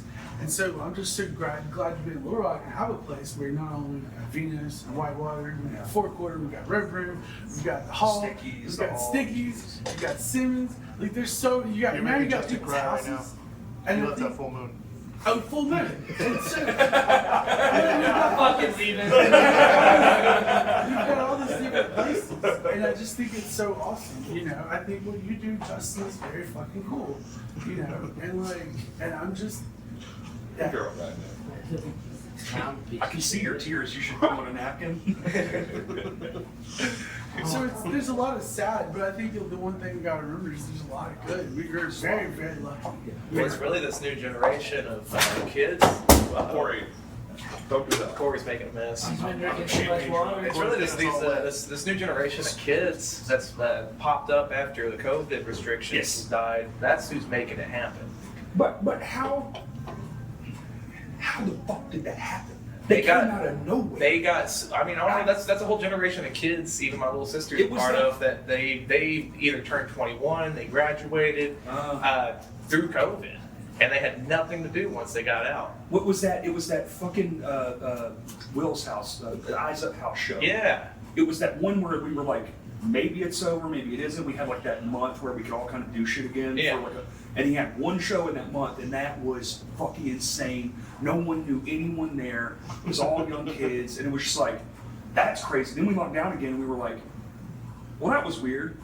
And then it pops back off, and it's just been this. Yeah. Like, it's just been the whole time. And in that generation, there's a bunch of bands that have come out of it, and they're some of the best bands in the world. Like, Dude, I mean, absolute juggernaut. Yeah. I mean, that's why we did it pre-COVID, was to pave the path for the new generation, and they came in and taken it. It's just weird because they weren't here pre. Exactly. Who the hell showed them this? A lot of them, they tell me, Zash, bro. I think Zash is the reason. They were a band. I well, would they're give a lot huge credit, part of because it. they just started bringing kids. Just Yes. every time they would play, they brought people. So I remember we played with them, and there was people lined out of the door, and I was like, "Where the fuck do these people come from?" I did not know. Yeah, You know? Cersei. Yeah. That's what happens when you get locked in a room or a house for a year straight, and like you have nothing to do. Well, you're over interneted. You're tired of that shit. Yeah. We're all tired of that. Well, no, I think it's different. You're locked into your house for a year straight because everybody is dying and everybody's scared. And you have these younger kids that they're like, oh shit, my mom got me this guitar for Christmas. I haven't fucking touched it. And they're like, oh shit, whatever, YouTube. And they start learning shit. They have access to information like we never could imagine. And their brains are still spongy or Yeah. some Right. shit, whatever. I actually have a thing now where every day now I play guitar for 1 hour no matter what, just like when I was a kid. I forced myself to do it. I'm like, Yeah. doesn't matter what I learn. If I learn nothing, if I sit here and riff, if I just go like dun, dun, dun, dun, dun, for an hour, I have to do it. And already, after like 2 weeks of doing that, I'm like, my dexterity's getting better. I'm like, this is why I suck. Like, I'm not doing the thing I'm supposed to. Well, one thing, Asa from Dryer Fire, Chain Snatcher, I remember right when COVID restrictions lifted, and he was talking to me, and he's like, Jackson, how do I start a band? Like, what do I need to do? And I was like, first, you need to practice 5 minutes a day, and then pretty soon that 5 minutes is going to turn into an hour, 2 hours, and you're not even going to realize. And then you're going to have to find people that you want to play with, that you feel just completely comfortable just hanging out and strumming a guitar with. The hangout's more important And than the music. once for you sure. do that, it's gonna take a form of its own. And a few months later, he's got Dryer Fire. A few months later, he's got Chain Snatcher, and they're some of the coolest local bands in Little Rock right now. Definitely. What do you think, Logan, as far as like being kind of a newcomer and seeing all this from a outworld's perspective? As sort of a member of that newer generation and someone who's come into the scene like kind of after this sort of like renaissance has like already started, there's definitely a desire to like do something like after COVID and after like quarantine, and there didn't seem to be anything to do. Like it was like fuck all, because like bars were still kind of like iffy on like Right, how many people you could fit in a room, and like where you'd have to go to like wear a mask. You didn't have to like, you had to think about a whole lot of things. And so for me, what felt like the answer to that was like going to live music and going to concerts would seem to be either like a much like larger space where you could fit like more people and have to worry less about like, am I going to get infected by going to this place? Like you have these like huge ones that I would go to, like the Momentary or like the Amp, where they're just like massive concert halls that I felt like very comfortable being able to go to after COVID. And then seeing all of that and then going back and being like, okay, how can I make that happen cheaper? Like how can I make that here? Like I'm young and I'm broke, and like this seems to be the only thing that I can do and the only thing I can engage with at this moment. So how can I make that happen for a lot less money than the ticket price I'm gonna pay at these like massive venues? And so I think that like local like DIY scene and like the house shows and Did like you know somebody though, or did you just Google? I mean, you know, you can Google anything.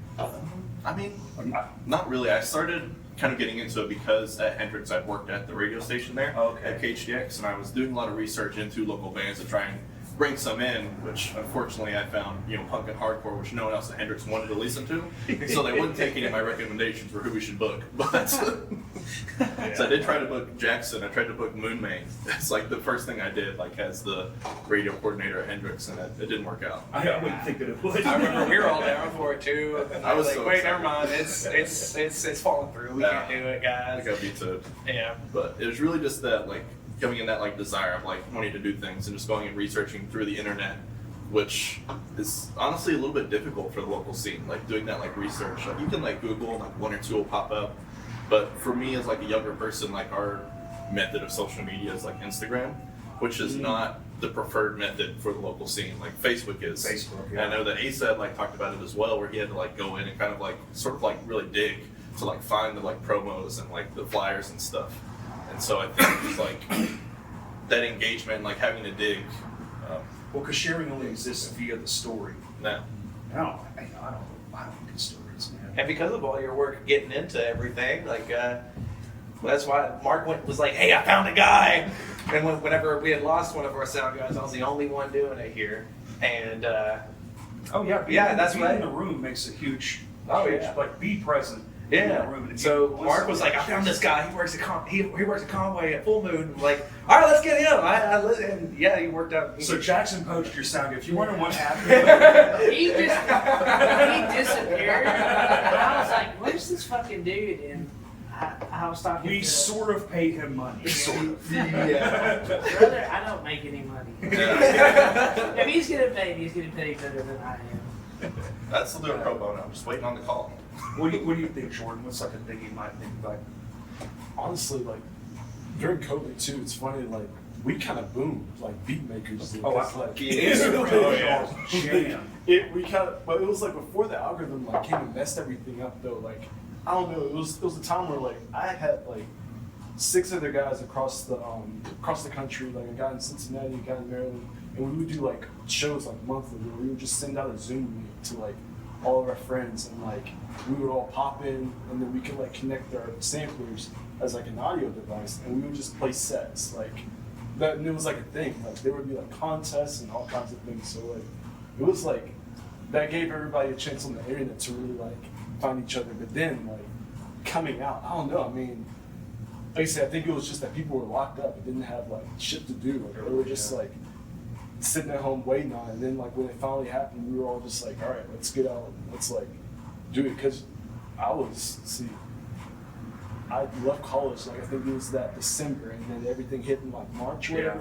It was that December that I left college, and I was just like, I lost like a good, 3-4 years of like my 20s out of that. So you know, it's like, Damn, you know, it's just the time where I'm like, it's like I turned 21. you know? I turned 21 3 days after shutdown here. Fuck. Yeah. See, So I I don't didn't get to go experience that till I was Like, 22.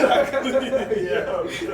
Y'all have such a unique perspective, because for me it was all, I was in my fucking late 30s. Yeah, You know, yeah. you know, it's a couple times in a row, who gives a shit, right?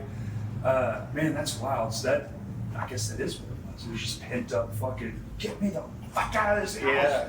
Yeah. Making beats every day, like getting the reps. And it was good to like really like hone in on like the craft and like learn how to do it and like use YouTube and everything, you know, like really nerd out with it, because you're just sitting at home. YouTube's the best. You know? I think that is the most valuable thing of getting a musicians like Arsenal at this point. You Oh, need to yeah. know something. You just crack open YouTube.com and just, I know everything. It is the Matrix download. As soon as we get Neuralink, dude, it's just YouTube to the brain. I know it all. So you're gonna be like this guy who's just like down there, like, I ain't doing it, but I'll be one who dies without. Well, see, chips. about the guy with the Neuralink, one of the first things he did was go home and play League of Legends with the Yeah. Neuralink for like a He's whole night. paralyzed from the neck down. Too, Yeah, dude. and he's like, it makes it so easy. Dude, it was step 6, Yeah. which I regularly spent all night playing. Oh my god. If I had a Neuralink, it would be over. Yeah. I would be conquering Singapore or some shit. It Yeah. would be. Yeah, it's not good. I don't think it's good. I don't think we should be. We don't need it, dude. We're good as we are. Like we got some problems. We'll work the shit out. But damn, we don't need that. Yeah. Yeah. To put AI in our brains, fuck us all up, man. What do you think, Justin? Dude, I don't know. Are you drunk already? No, lots of no. Speaking it's of, fucking does early. anybody else need a beer? I'm good. I'm hydrated today. I'm okay. Yeah. Now, Blood orange? He's got it. I watch a lot of Joe Rogan, so the Neuralink shit, it's weird. I just saw Listen, what it can do for people who are wheelchair bound or have some sort of weird, their brain misfires and have like it can cure schizophrenia. They're thinking like you put it before the break and after the break, and all it does is skip the break, and it just rewires itself. Like they can walk, if they could build that jumper. That's what he was talking about. I watched that episode. It's unbelievable. Yeah. Like that in that regard, absolutely 100%. But as far as like going to the Apple store, buying a baseball cap that blink, sinks needles down into your dome, I don't think, I don't really want that. I saw an article about the dude that got it, and he did something crazy, and I can't fucking remember what it was, but he fucking did. See, this is how we deviate. We're all like, now we're like, they're gonna come for our brains. The music scene, we have to get more venues. But I was They're in thinking- our brains. We get everybody to get Neuralinks, and then we can project show flyers directly onto the Neuralinks. So you'll be like walking down the street, and it's like, the same thing tonight. Marching in the lines in the venue, straight line together. Or what you do is you get real good and then you hack their Neuralinks and you make them come here. That's the future of promoting. That's Hacking. future kidnapping. Learn how to code, children. It's like, I went to go to the grocery store and I ended up at a death metal show for some reason. Well, I thought I wanted a turkey sandwich. I went to this place called Vino's. Never been there. It's really weird. This isn't Chili's. Your wife's calling This you. isn't Chili's. Your wife's calling you like, hey, where's that butter? I need that butter really bad. For fucking dinner. Have you heard of Tiny Town? I'm sending you the show now, dude. Thank you. Absolutely. Does anybody have like any ideas they want to pose out there, or any kind of like thoughts they've had about this whole thing? What if we just passed out flyers again? Well, that was Yeah. 30 minutes ago. That's good. I think we all agree that Flyers have made a full-blown comeback.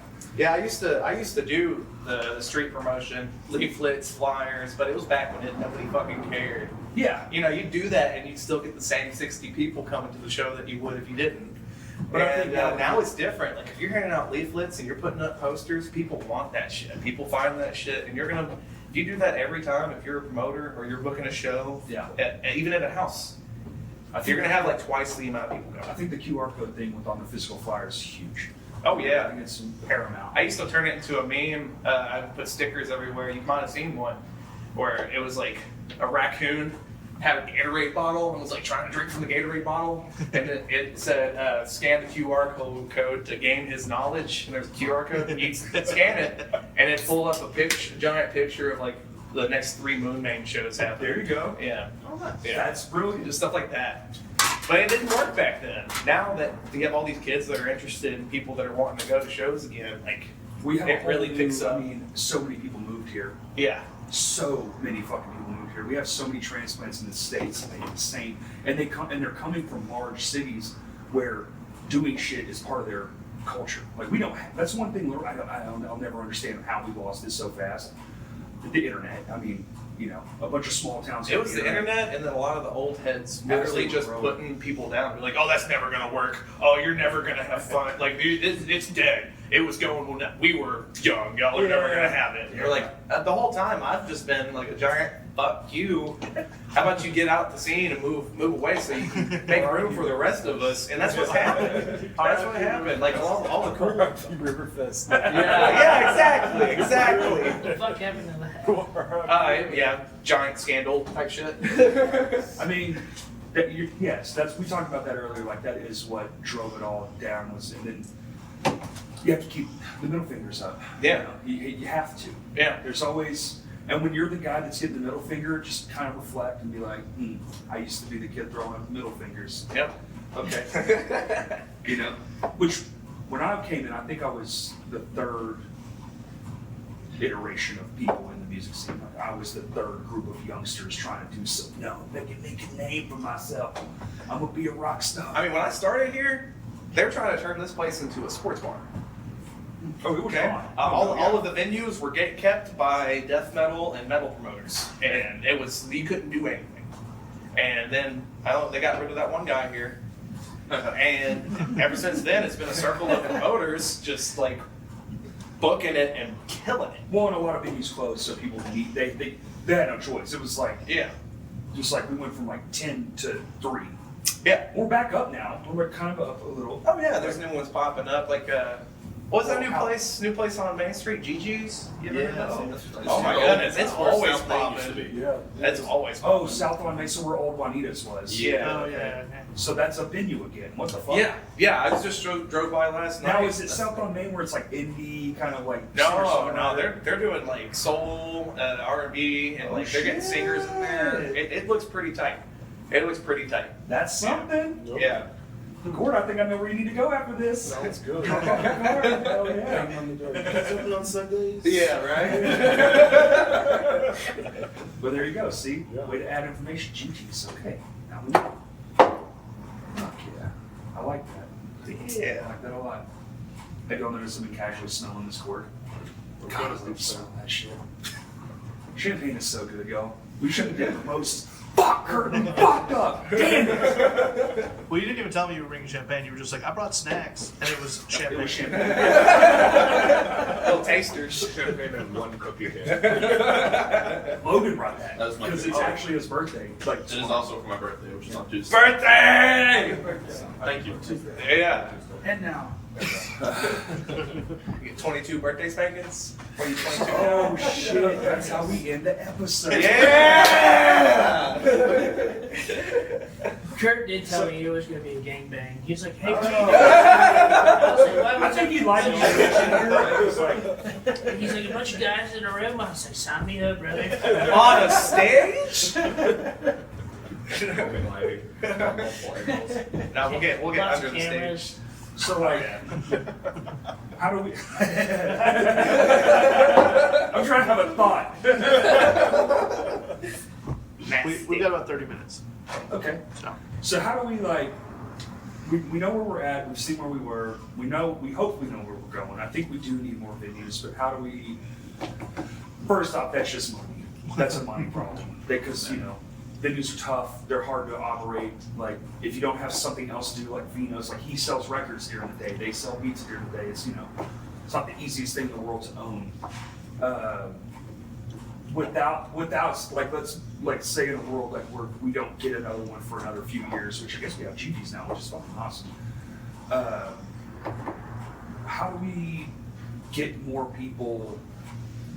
Like, where do we start with that? Like the future. Like, I know we have the kids now, but how do we like foster that to being even greater than it already is? It's like, it's great. You show these kids like how to do it. Like you let them carry on the legacy and give them the groundwork or the whole layout of like what to do, and they're really receptive to. They are receptive I will to say. it. And like I will there's say. kids like out there booking shows right now better than I ever could. You Right. know, like they're real receptive on what to do to make this a great thing that makes you feel good. You know, and they're doing it. It is like a drug. What do you think, Christian? I think, kind of like Jackson was saying, just like giving it's going to be a combination of like people. I think, like you were saying earlier, throttling back a little bit, maybe playing like I'm trying if I want to play 3 shows in a month to play Fayetteville and Memphis and Little Rock instead of Little Rock 3 times, or instead of Little Rock and Conway, and like kind of creating or thinking of yourself as like a Well, you're adding In a- space. you're adding Yeah. like value, and you're kind of like I don't know, like not artificially, but like you're allowing demand to build back up before you're playing again. For your own thing, and you're adding space for a band that might not have had this because you're going to get the show every time. Mhm. Because I know you, I like you. If I'm a promoter, oh, Christian wants on again, of course. But Yeah. well, if you tell me, hey, we're only going to play here once every 3 months now, okay. Well, now I have to find. Now I'm forced as a promoter to find somebody to fill that void at the same time. And I think it's just like kind of operating intelligently, like within the environment right now, and being like, there are only this many venues, and there are this many bands trying to play. Everybody should pull it back. Everybody should be smarter with who they're booking with, and not just be like, oh, okay, I got offered this show on the 26th. Let's do it. Fuck it. Like making sure that you're kind of making sure that there's like crossover there, and like even if it's not all bands that are in the same genre, but there is that like kind of for fans of element. Absolutely. Where it's like you're not necessarily like music listeners are weird enough now that it's hard because there aren't any like hard rules, because I wouldn't even say like I literally played a pop punk show with a country band recently, and it was awesome. That's fucking yeah, awesome, dude. Yep, it like actually ruled. So it's like Was that that house show? No, it was Gopher Gold and Buckshot Princess. Oh yeah, okay. Buckshot Princess. Yeah. A full moon. Full moon. Yeah. And What a show. It fucking ruled. I was even like, I hadn't taught them yet and wasn't familiar with their music. I was like, a country band. And it was the hypest set all night. And I like, was- everybody was fucking. And I wasn't there because I was doing an experimental show here, and there was no cross anything, and both shows worked like they worked, and they're like, it works. Yeah. Like thinking about things forward, it works, you know, and the right promotion helps tremendously. That's what you call nowadays goth country. That's what we're doing now. 'Cause I love Buckshot. They do cool stuff, and it's just like, what is this genre? What do you call it? Yeah. And then people are just like goth country, and I'm like, that's. I call it what dirty country because that's, I don't know, we were in Tulsa in my punk band Moonbane, and we opened for a dirty country band. Or no, we played after. Or no, we did open for them. Okay, yeah, we opened for them. And you know, we're up there, I'm crazy. I'm the lead singer. I'm crazy. I'm crawling across the stage. I actually fell off the stage. Monitor came tumbling after me and fell on me. I kept singing and just pushed the monitor back up. Oh, yeah. Got back up on stage. But you look out and it's a sea of cowboy hats. And they're all like taking their hats off and woo, you know. And the next band gets up, and it's a country band singing about like drinking too much whiskey and doing too much cocaine and fucking being a dirty country like badass. You know, it's like all those genres mix well together. Again, nobody's like, no, this band can't play with this country band. used to You be know? the same. Exactly. Just in a different environment. It's like it's coming They back. weren't having it. It was all, you know, fuck you, down with them, like you kiss my ass. Like, Yeah. It's where it got its roots in fuck you. Like, Yeah.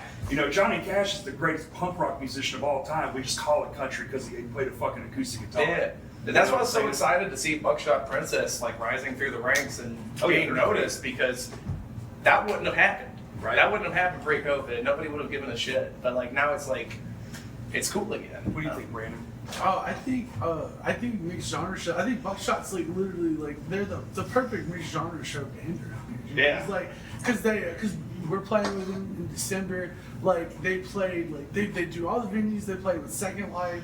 It's like it's a whole thing, and I think more bands like them are necessary in order for people to be like, well, I like this genre, like that band.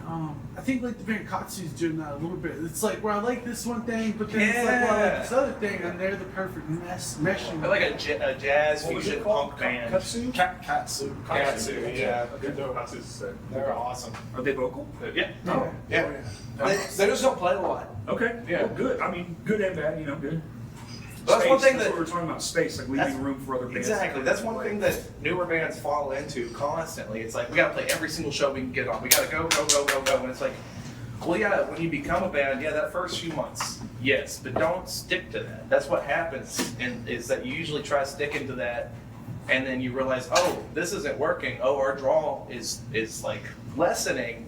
It's because you're overplaying yourself. Because now people are seeing like, oh, that band's opening up again, or oh, I just saw them 3 days ago. I'll show up a little later because I've already seen that band. Yeah, y'all probably already covered it, but It is kind of one of those things where I guess that is it. Like it's all of us teaching all of us all the things. Like, because I love, one of my favorite things about doing this pod, as of late, is when you have the young people on, you can kind of go like, what is it? What is it like for you? Because like for me, it's not the same thing. It's not even close to the same thing. yeah.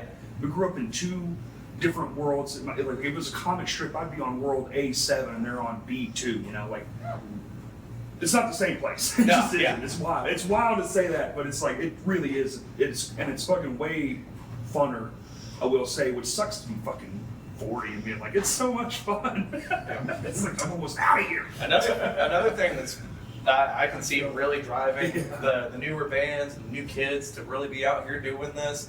It's because, I don't know, every generation after, well, pretty much my generation and going forth, we've got it the hardest. Like, rent's up 4 times what the... Oh, you're saying like in life. Yeah, in life. And rent's up 4 times what the pay is these days, what minimum wage is. And it's been like that for years and years. So these kids want to, like, have the urge to go make something of themselves or, like, blow off steam because we have it so bad. I think there is like a bit of a perception that like everybody has like regardless of how like grounded in reality and how like doomed and fucked everybody actually is, there is like a huge perception in like the like internet age of like most of the like traditional channels for success. Like I am a pretty smart dude. I don't feel like I could go be a banker. I do feel like I can make a what I tell That's people, true, yeah, what I tell people that everybody that's already made it and everybody that's already famous, all those avenues that they went through to get there are gone. They've already been taken up and they're gone. We have to. I mean, yes and no, because there's certain things going on right now in the music industry that are turning around. Yeah. Because they placated too much to this bullshit streaming model, and it was all bullshit to begin with. Now we're seeing it all the time. Articles are coming out left and right. With that, the new generation's able to pick out industry plans. Like I'm not saying industry plans. I'm saying the old shit is coming back for a reason. You want to know why records make more money than any fucking form of music right now? Because all the other shit is fucked. Yeah. And now everyone's like, oh yeah, and you're seeing less and less people giving a shit. Like, oh yeah, okay. Even labels now are starting to kind of unloosen their reign on like streaming numbers. And now it's kind of going back to where like, because what they would do is somebody would get 10 million fucking hits and then they would put them on a fucking tour and realize they suck shit. Yeah.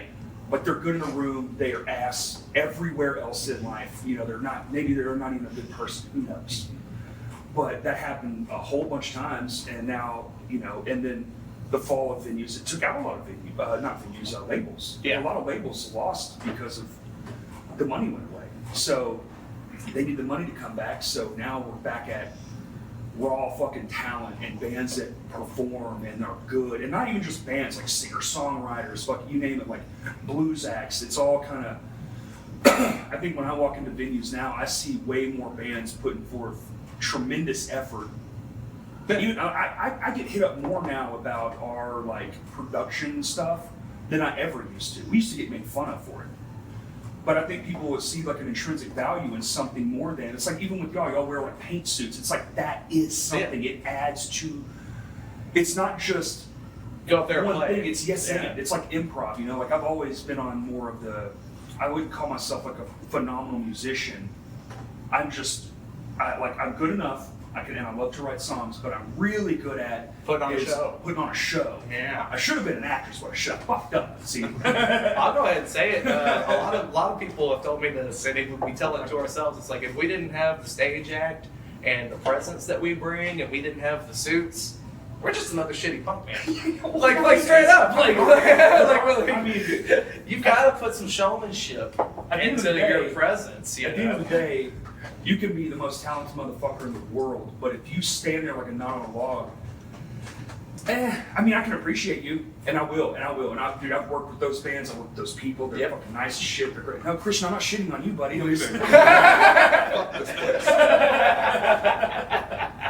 I've never seen I bring up Bathrock one time, he fucking leaves.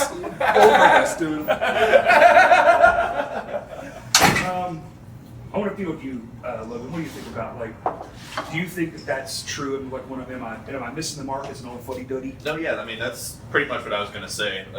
What I would call just curating an experience.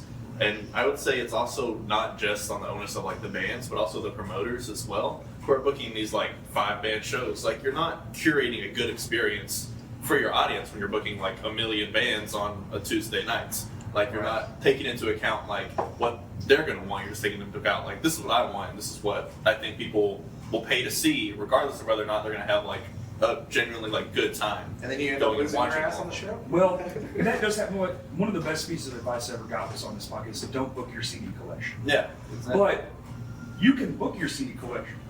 Oh, so goddamn cookies are coming. Thinking of coming. You can do that.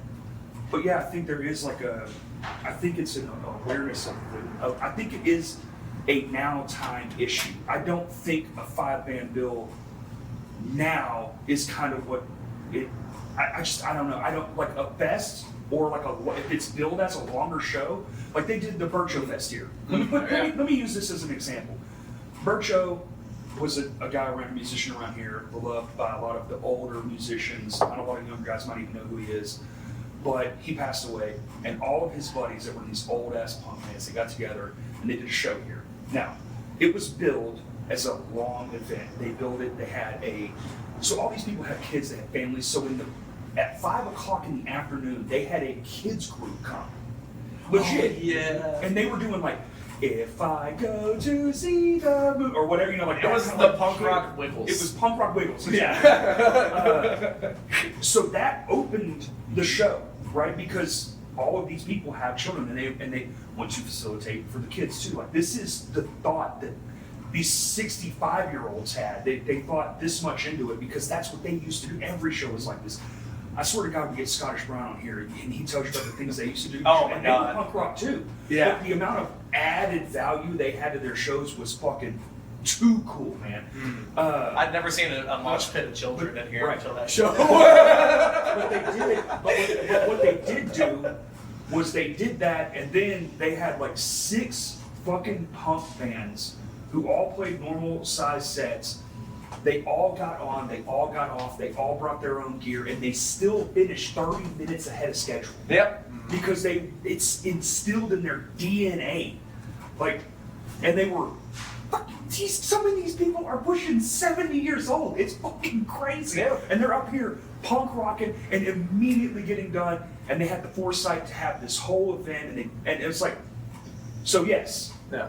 it is one of these things where if you don't know, you don't know, but man, just watching that, even then, as me, a guy who does kind of try to put my best foot forward for a show, I'm sitting there like, it's pretty fucking awesome, dude. Like, these guys fucking killed this. They knew what they were doing. I didn't even have to. Like, I ran sound for that event.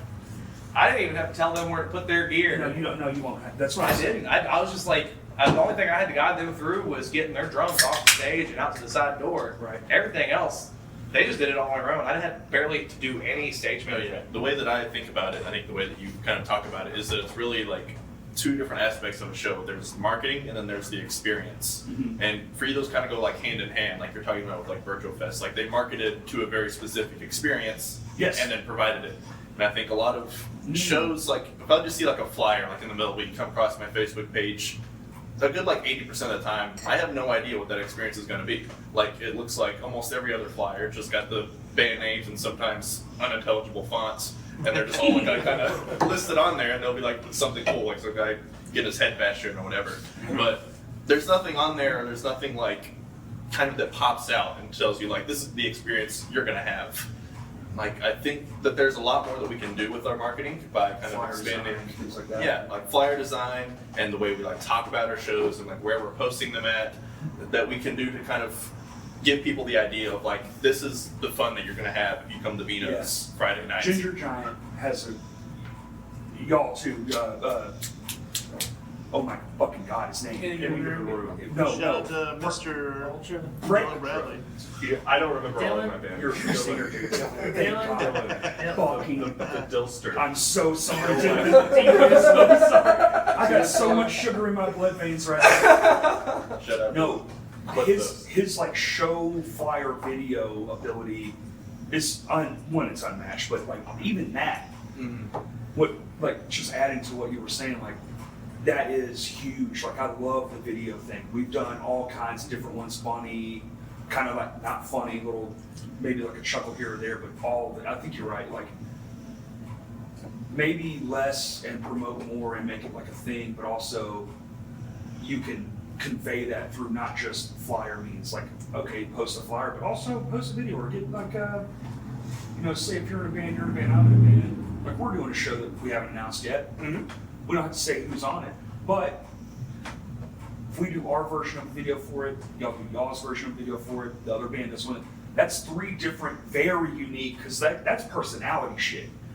And that's things people can really connect to. Let's do that, because the only Well, no, reason I we- haven't released the show yet is because my father's been having issues and I've been having to take care of him in the No, ER. it's all good. We got plenty of time. I'm just saying, like, But yeah. that is like a thing. What's the show? also. Leak it. All right, let's leak it. Okay. September 25th, the return of Moonbane. Total Chaos, circa 1985, legendary old school hardcore punk band. They set the frameworks for a lot of bands. We got Little Rock Massacre playing on it, and we got Oh, yeah. Corey's band, Lane Johnny. So And September first show in 25th. over a year. Shout out Little Rock Massacre. Yeah. Oh, big Those shout out. kids are Those so are the new good kids for right this shit. there. Oh, man. It's like Those pretty kids, cool. I don't even think of those kids because they're like Gen Alpha. Have you Yeah, seen, They're like exactly. 13 have you years seen old. that? Yeah. Have either of you two seen this I video? haven't. Skibbity death metal. What, they're playing this show? Yes. Okay, I'll I- be there. I'll like, be there. oh my God. I'll be there. They played the other night, and Yeah. I'm in the back, and I don't remember who I was talking to, but I was up, and I was just kind of like, I'm a very casual watcher now, and I'm watching these kids play, and I'm like, this must be what it was like when Metallica was playing Kill 'Em All in a fucking venue, like this literally pre who they became, the biggest rock band on fucking earth. But yeah, I mean, it is truly like, I was like, this must be what it was like. This is, they have this song called Godzilla. Oh my God. It's like, oh my God. Oh, fucking, look, goosebumps just thinking about it. Yeah. These are fucking children. And if they say this, oh, this is Godzilla, get ready to have your fucking mind pulled out of your head, rearranged, and put back in, and you just go, everything I thought that was real is not. Yeah. If they don't clip that and use that as promo for their next show, Any given room. How old are these? They're all like Children. 17, 18, 19. Like juniors in high When they started playing, they were like 15, 16. Literally. Okay. Like, And they're you some need of to the, have them at your fucking venue. they're some of the Like, greatest For sure. musicians as children that I've ever known.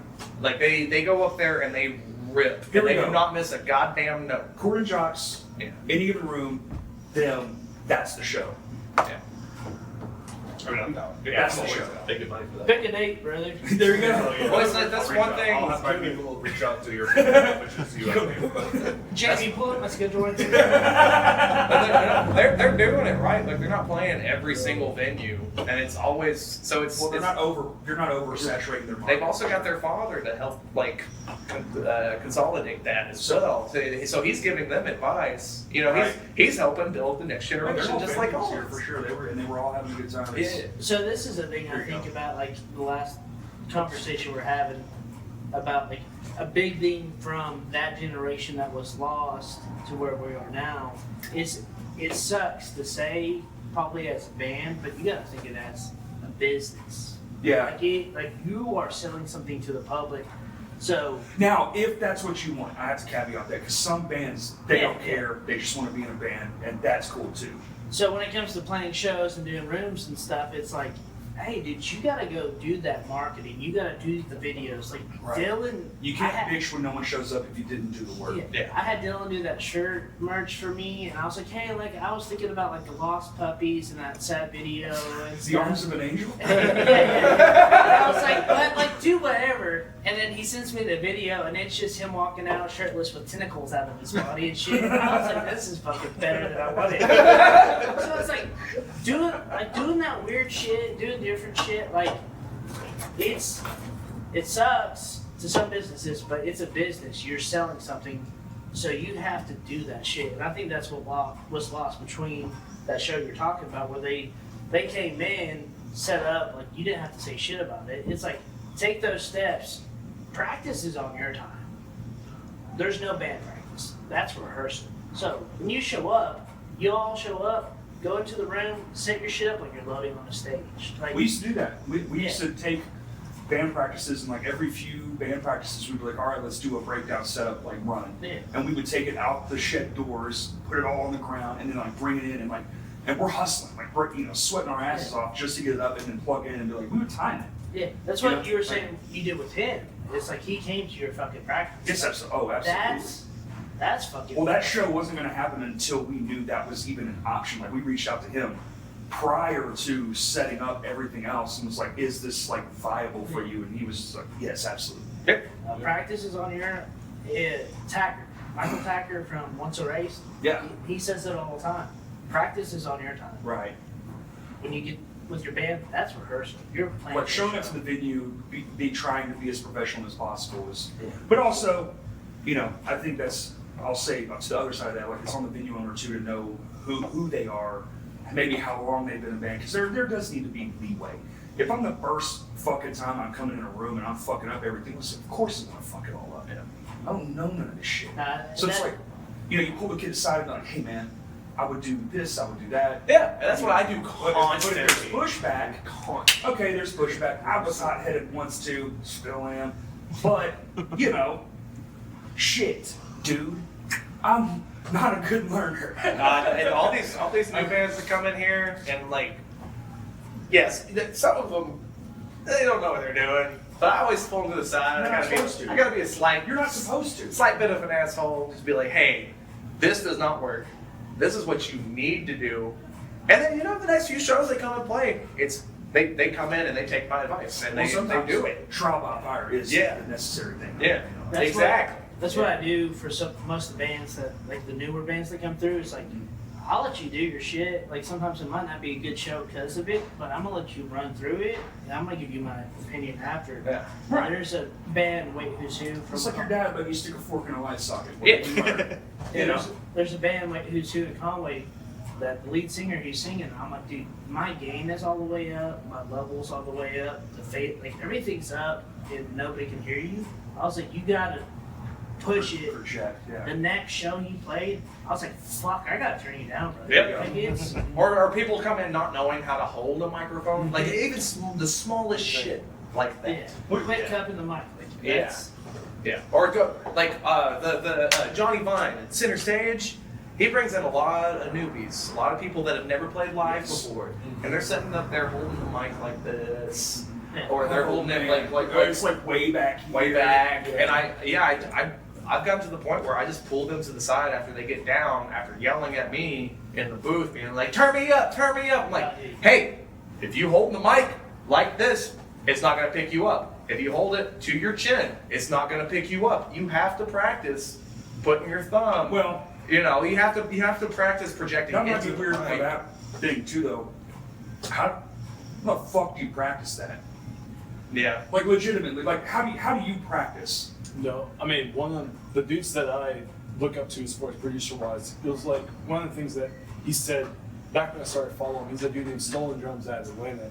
He was like, you gotta put- Stolen drums? Stolen drums, Okay. like no vowels, like stolen drums, like one of my favorite producers. But like he was like 10,000 hours, and I'm pretty sure Right. like we Yeah, bought we all it. know 10,000. Like to 10, like every question that you have along the way is like, and I've seen it like in real time, like how the hell do I do this? How do I do that? Like just by doing it over and over again, you answer those questions yourself, basically. So like it's you have to learn, like you have to You get do. up, you have to fuck up a few times, like seeing like how it is. I mean, I've done it with what I do. Like I'm still like kind of experimenting like now. Like honestly, like Right. what works, what doesn't. Like Yeah. there's things that I want to improve with my sets and everything. This- like that. I think that's a Is huge there one- difference with like what was going on in the previous generation to now is that if you went up on stage and you didn't know what you were doing, no one's going to give you pointers. They're going to let you play, and then you're going to They're get gonna off that yell at you. stage. They're going to tell you that you're shitty, blah blah blah. And you shouldn't ever play here again, and then you won't get booked again. And now it's like Yeah. we're all like, hey, you need to do this, this, and this, and then the next show they come up and they fucking kill it. They do everything you said. You know, they're taking the feedback. But the thing is, back then, Even older like, people are doing that now, though. Yeah. I don't think that's exclusive to young people. Yeah, I think as a whole, the whole scene, like everybody's a lot nicer and Yeah, more welcoming. Even, Culture has shifted even a lot. the myself, culture has People that shifted. 10 years ago were like, what? Why the fuck are you here? Like now they're much Yeah. nicer I now. find even myself taking advice from people, like, or even searching it out. Yeah, but when I don't know, when I was in shoe pre-COVID, it's like 2018, 2019. Yeah, we'd play a show, and then we'd be doing some dumb stuff, and then we'd never get booked by that promoter or that venue ever again. Right. But now it's completely different. Do you think if they had just told you, Yes, it would have been a different story? absolutely. But there, it was a lot of gatekeeping back then. Sure. I mean, that happens. It's- Yeah, That's a lot of disgruntled old guys. that's the thing I really, as being prior military and stuff and training young guys to do Right. stuff, like a big thing was like you can't just feed them to the wolves, sink or swim or something. Like your life is on the line, so you have to trust these people. So I've taken that mentality into the younger group and pulling them aside and like, hey, like y'all are great. This needs to change though. and it will benefit you drastically. And the good thing about the younger age right now, most of them will fucking listen because they see all these absolutely. older dogs like y'all play it and like, dude, that's fucking crazy. 200 people were here. I want to do that shit. Mhm. So they'll listen to you, and then the next show, it's fucking crazy. I think some of that is because we are in like the knowledge era of the world. Like, you know, we have like the industrial era, but then we're in the knowledge era. It's like we crave. That's why Well, it's TikTok like is so big. more, more and more of this Well, new generation are realizing well, I'm that saying- knowledge is like the I'm only saying thing you've got. Everyone though, but it's for everyone because everyone's on TikTok. The only reason why you keep scrolling is because your brain, there's a thing in your brain that's just like more. We've been scrolling for 2 hours long. And you know, we have the fucked up version over there. It is all like learning based. The other version of TikTok is a knowledge thing. You know, in China they're using it's like this is a math thing, this is a blah blah, and you can't just endlessly scroll it. But I think it's in us too. Ours is just like dancing in movies or whatever with butts or whatever the fuck. But it's like maybe the internet has kind of instilled that in more age groups. Like, I'm so thirsty for knowledge. I always have been. But the internet didn't exist when I was a kid. You had to go read the shit in a book. But yeah. I think when we were younger, like our age, like Yeah. growing up, like we had YouTube and stuff like that, and it's like, that's the Dude, I didn't weird have shit. YouTube until I was out of high school. But it was like all the weird shit. You get to watch funny videos, but like nowadays in schools, like kids are on computers, and it's all just knowledge-based stuff. It's that very they're true. normalized. Yeah. So that's what they're used to, versus like I was watching sad cat videos or fucking shit. Well, it was like the first YouTube was like unforgivable, or you know that shit's unforgivable. Well, now these- he knows chicken sandwich. Off with the chicken fillet someplace for free. Well, these days, That shit was terrible. one of the big factors being YouTube and just the constant YouTube online is gone. capability, a lot of these kids are like Okay. quitting college. They're they're like, oh, I can go learn all of this online or on YouTube, you know? Oh, dude, YouTube. What was it? YouTube U, man. YouTube University. It's the king shit. Also, iTunes has a university where everything you can take online college courses for absolutely no money. You don't get a degree, but you can show that you did the course on there. It's like, but also we're down to 5 minutes, so I guess we'll just go around and add something, and we'll call it. Brandon, we'll start with you. I think the most important thing is that people keep listening to music and people keep making it. And because I think whether there's venues or not, I think as long as bands are still, as long as all these bands that popped up post-COVID continue to do what they're doing, I think it'll all work itself out. You know what I mean? Like, I think as long, the most important advice I've ever gotten about making music is don't ever stop. Whatever you do, don't ever stop. Like, you can't stop, you know? And I think as long as people out there keep that in mind. And that Mammo fan ain't never gonna stop. Never stop. Christian. I don't know. I think it's like a really exciting time to be like part of this music scene. I think like the general outlook for everything is really good. Like there are a lot of great bands that are like either getting their start or like kind of breaking right now a little bit.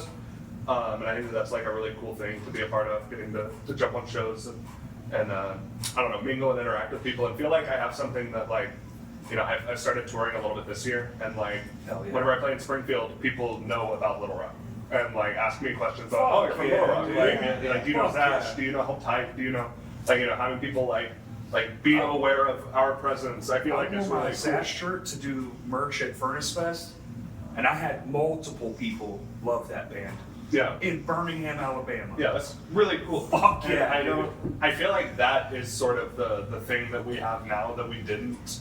Even whenever I first started, because I've been playing shows for like 10 or 12 years now, and it didn't feel like honestly, it feels like Terminal Nation in a lot of ways. Kind of broke the like. Yeah. They feel like the starting point for like a lot of people, like people's awareness of And they us are. as a scene Yeah, and as yeah, an entity. So like, mad respect to them. Mad respect to Crashcast and what you do. Thanks. 200 episodes is crazy. That's a lot of commitment. Thanks for having me. Yeah. Anytime, buddy. Justin? The sign up before, I think I was wearing a Zash shirt out in public, just doing random shit.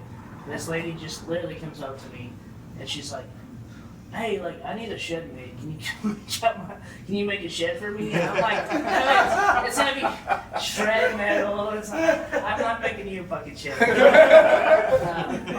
But my point is, another thing from the military I took in is like, you go in and you do something, and then you want to leave it better than what you got it at. Absolutely. So that's taking a band, pulling them aside, and saying like, "Hey, like don't do that. Like do this, do that." Like mentoring, even going after behind yourself and going to pick up shit. Like not pick up shit, but like do the random things that should be done. Yeah. But I think that's it, dude. Hell yeah. Pretty much, yeah. Just like, I think we're in a really good spot right now, honestly, too. In like the discussion earlier, like definitely not discouraging to get like new people coming in. Like the more the merrier, honestly. It's just like that balance growth, and even like I even gained some knowledge from you guys today too. Like I was talking to another buddy, and like I played like a lot this year, and kind of realizing like kind of spacing it out and like giving people like time and everything is something that's super important and that I didn't even really consider.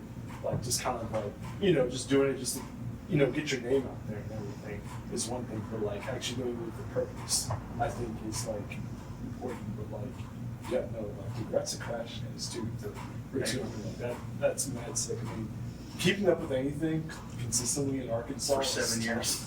It's been 7 years. Like, it's tough just because shit's tough here. Like, Yeah. Just in general. So like anybody being consistent on anything, whether it's running a freaking venue, like you guys, like being consistent in everything that you're doing, like mad props to you guys, and like just happy to be a part of it, like for real. Hell yeah. We pretty much covered anything I'd ever want to say at the end of this, but the one thing that I can say is that when you're part of this, you're part of a family. Yeah. And if you see the person next to you struggling or falling, you be there for them. And you bring them back up on their feet and be their family. Because some of us in this scene, this is our only family. That's true. And as long as you do that, we will live long and prosper, baby. Like you're doing it right. Both metaphorically and in the crowd. Yeah, exactly. Yeah. Won't get your shit knocked out. Yeah. You see someone fall in that pit, you pick them right back up. Yeah. I think really everyone said just about everything that can be said, but I'm just so happy to really be a part of the scene. I think that want everyone to feel that same way. Like even these guys sitting around the table and like everyone else who makes music in Arkansas is just some of my favorite people in the world. And I'm happy to be here, and I think everyone should just love music and love each other, and we'll have a good time. Hell yeah. And with that, Any words from you, Corey? Yeah, come on, 200 Corey. episodes. Corey, it's kind of Speech. my fellow Americans. I did not have sexual relations. I think it's kind of wild.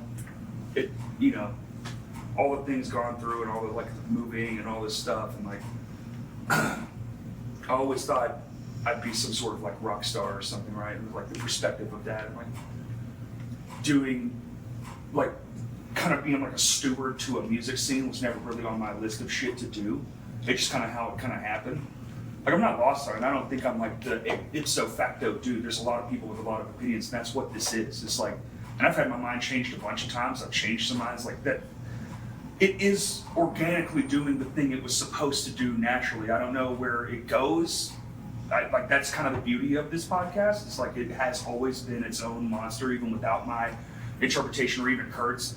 Like we do events, we do things like Kurt came on, and we've just been all we do constantly is talk about what can we do next. So it's like always evolving and always becoming something. I think that's why we still do it. The band from Austin you got, like that's huge. That you have a band be like, we want to come on. Right. So like it's a long journey, but I knew that going into it, and I was like, my only goal is to be happy. So when I'm not happy doing this, I won't do it anymore. And that's just it. So no matter, if somebody's reaching out or or if we're reaching out or if it doesn't work, like I don't really get like caught up in those kind of things. Sometimes I might get bummed, especially if it's a really good one, But I don't lose sleep over it, because I've put this thing in like the universe's hands, where it's just like, it's gonna be what it's gonna be. I don't have aspirations to be like I did when I first started. It's like I can be up in the big leagues. And like I think I could. I think I'm pretty good at this. But if all it ever was is this right here, right now, then fucking that's rock star shit. So, you know, I'm getting emotional. Hell yeah. Oh yeah, bro. The shit rolls. Thank you, man. Yeah. Yeah, you did it, you fucking did it, Corey. Yeah. I gotta cry now because the fucking stupid shit in my fucking heart trying to die. Like I should be fucking dead right now, and that sucks. It's like crying in a room full of grown men. I'm such a dork, dude. You are. We're all lords too. And it just fucking thank y'all, man. Thank you.